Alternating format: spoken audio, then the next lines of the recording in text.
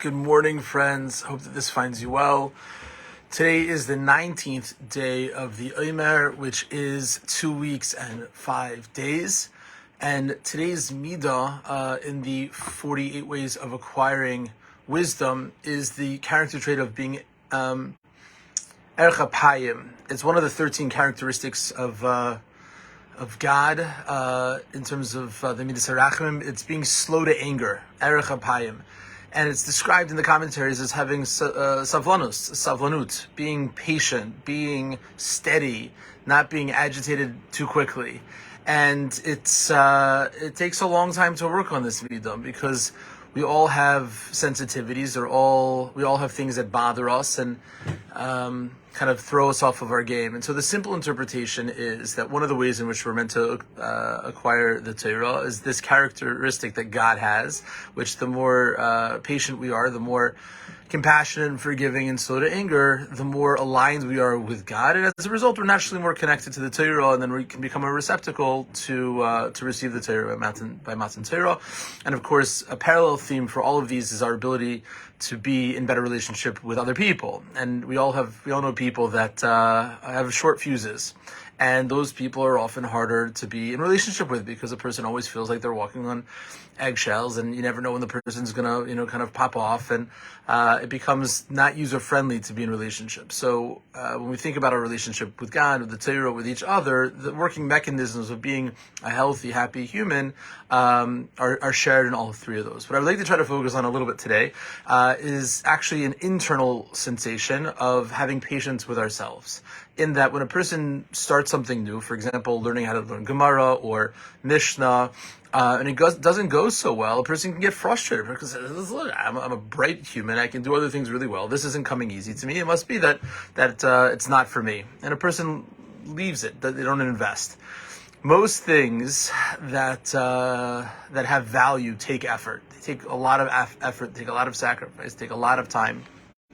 And we live in a time and with a mentality that we want things as quickly as possible, with as little effort as possible. We don't have to leave our apartments, and we can have things that exist all over the world come to us almost before we order them. And so when something takes time, it becomes an additional degree of difficulty and effort that we have to kind of internalize. This is also super important in social justice, that in general it's easier to break something than it is to fix it, right? The easiest thing is to allow it to be healthy and to preserve it. But to do something negative, you just have to get one thing wrong for it not to be perfect. As opposed to trying to get something perfect, everything needs to be perfect. And so when we think about kind of the struggle of getting there and not getting there, if a person is very quick to say, listen, I didn't get it right on the first time, so then the likelihood of ever getting there diminishes very quickly. This is something that I think the world recognizes. Chazal tell us that there's 3 ways to recognize the essence of a human being, who they are in terms of their own personality, character trait. Kisoi, kasoi, and koisoi, right? The kois, when they drink, if they drink, who comes out in terms of the unfiltered, unguarded, kind of essential. The rabbis say that wine comes in, kind of the secrets, but also the soy, the foundation of who a person is, comes out. Kisoy, their pockets. How do they spend money? Are they generous? Are they supportive? Are they very not that way? And also kasei, when a person gets angry. You can see a person can lose their own humanity. Unfortunately, now we live in a time where things are being recorded, and often people's worst moments are being recorded. But a person, loses their cool. They become. The Gemara says it compares it to idolatry. A person is no longer serving God. A person no longer is in a state of consciousness of being able to focus on who am I and what am I doing here. They just become this animalistic version of just this just raw, unfiltered, often anger. And it's not pleasant to watch. It's scary to watch because you don't know what a person's capable of. Because on some level, what keeps us in those healthy boundaries of being a good human have already been those seals have been perforated. And also, when we think about our relationship with the divine, when God kind of reflects the way in which we treat other people, if we're forgiving and compassionate, then God is forgiving and compassionate. But the faith that we're supposed to have in the system is that we can struggle and try to achieve goodness, and even if we're not perfect, and particularly when we're not perfect, which is itself just part of being human, is the struggle, that itself has value. And part of, I think, the reframing that we often need to really put an effort in is, what does a win look like? If we're shooting for 100% of the time, it's not a realistic expectation, and then we're going to be disappointed, and we're not going to put in any effort, and we're going to end up worse than when we started, because we're not going to try to keep advancing the cause. So the rabbis tell us that the tzaddik, or zarul tzaddik, that the light for the righteous person is a tzaddik, is also understood as somebody who struggles. And the light for the person who struggles is invested for the future. The Maharal, famous for the Golem, his brother, points out that the letter tzadi, which kind of looks like this, is the letter nun, representing the nefila, the falling, and the yud, representing the kind of the essence of the yid, of the soul, of the transcendent peace, each one struggling to go back to its source, either the earthly or the supernal. And that's a tension between the body and the soul that for most of us, we have to reconcile. Sometimes there are different desires. Where am I going to get elevated or debased?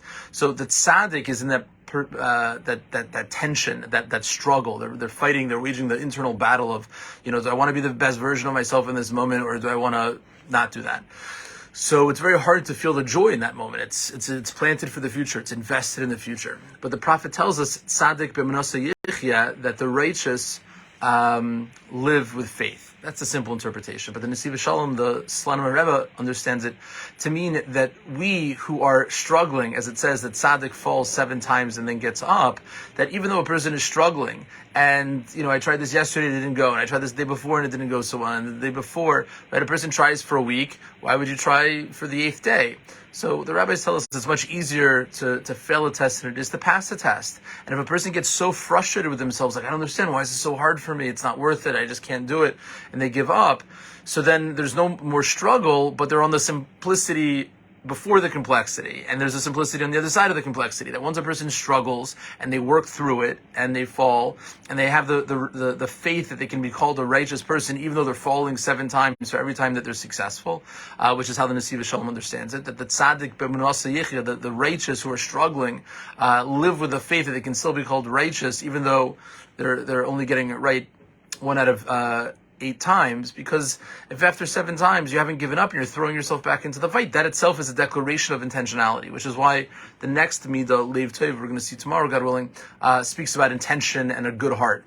When people are trying their best, and when we ourselves are trying our best, there needs to be compassion to understand that what do you want more from a person than they're trying their best, and particularly when something is difficult, and particularly when there isn't a great track record of being successful, and a person says, yeah, but I'm not giving up on it, so it's hard. Okay, but a lot of things in life are hard, and the fact that they were hard earlier in my life and they're not hard now can give a person some motivation and some optimism that realistically it's hard for me in this particular moment, but if I keep working on it. And this is actually how the Medrash frames the difference between the wise person and the fool. I'm sure we've said this over. It's one of my favorite Midrash. And the Medrash says, what's the difference between the Tippish and the Chacham, the wise person and the fool? The fool moves into the study hall, looks around, sees a bunch of books in a mixture between Hebrew and Aramaic, and there's no punctuation, there's no capitalization. It's very difficult to understand on a good day. And they say, look, I don't know what I'm supposed to do with this. It doesn't speak to me. I can't understand it. It's just not for me. And so they leave and they remain kind of ignorant and unlearned their whole lives. And the wise person, by contrast, comes in and says, there's a lot to learn, but I can learn 2 chapters today. I'll learn 2 chapters tomorrow. There's a finite number of chapters. At some point, I'll learn the entirety of the whole Torah. And that's how the rabbis understand the verse where the Torah describes itself, Lo b'shamayim, the Torah is not in heaven. That you have to say, I'll go to to outer space, or go to the other side of the ocean to try to find it. Ella, rather, karev alecha hadavar ma'od, right? The thing is exceedingly close to you. It's on your lips. It's in your heart. And the rabbis ask, how can you, when you give directions, it's between 2 places which are close enough that a person could make a mistake, that you have to give kind of explicit directions so they don't get lost. Here, it's literally the 2 furthest points in the universe, outer space or a person's own body. But that's the reality of approaching spiritual practice and learning Torah. That a person can perceive it as like, it might as well be on Mars. It's not for me. I have no connection to it. I'm never going to get there. And another person can say, no, I can actually start right now. I can start reading this. I can start learning. I can start listening. And then tomorrow it'll be a little bit easier. The next day I'll know even more. And at some point it'll connect. It'll all come together and fit, and I'll have a greater understanding of it.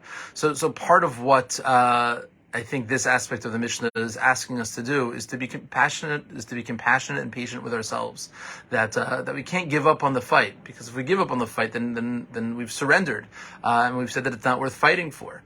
But the fact that something's difficult is often just an indicator to the fact that there's real opposition, and often there's real opposition because the power of goodness needs something as a counterbalance. This is how the Ramchal in particular, Rav Dassler, Victor Miller, others frame kind of the internal struggle between what we call the Tahara, the evil inclination, the good inclination, that in order for us to grow as people, and I think for us as a country, there needs to be some resistance for us to, dig deeper, and kind of lift a little heavier, because if not, we get complacent, and if not, we don't appreciate it, and we're not on a trajectory of growth orientation. So when things are difficult, we have to ask ourselves, is this thing difficult because there's actually something that's wrong, and I'm doing this incorrectly, or is it difficult because I'm doing it right? And this is what it looks like to do something really hard, and it's heavy, and there's a lot of opposition to this. I mean, we're seeing this all over the country now, unfortunately, with the anti-trans legislation, and there needs to be deep thought of like, okay, so what's the approach? Do we just say, okay, look, it's hard, how are we going to deal with all of this, so it's not worth fighting for? Or we say just the opposite, because it's worth fighting for, that we have unlimited effort, we have unlimited commitment, and if it takes time, but we're not going to give up on it. And so that's part of the process of discerning, what are the fights that are worth fighting for, what's the essential, and what is good, and like what is external to that. So it's an invitation to think about with a lot of kind of calm, which is difficult when things are so emotionally charged and we're passionate about them. But how is it that we can advance the cause that today we're in a better place than we were yesterday?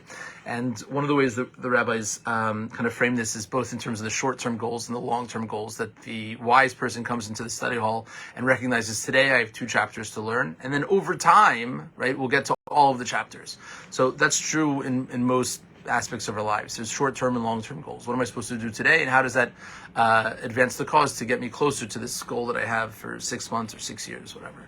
And then there's a component of really having a clear vision of what does a win look like? What is realistic to think about my capabilities? And Rabbi Kleinbaum often says that people overestimate what they can do in a year, but underestimate what they can do in 10 years. And so part of it is really just kind of holding some accountability to, and this is why the practice of a cheshbon hanefesh, of really at the end of each day reviewing it. What did I do well today? What didn't I do well?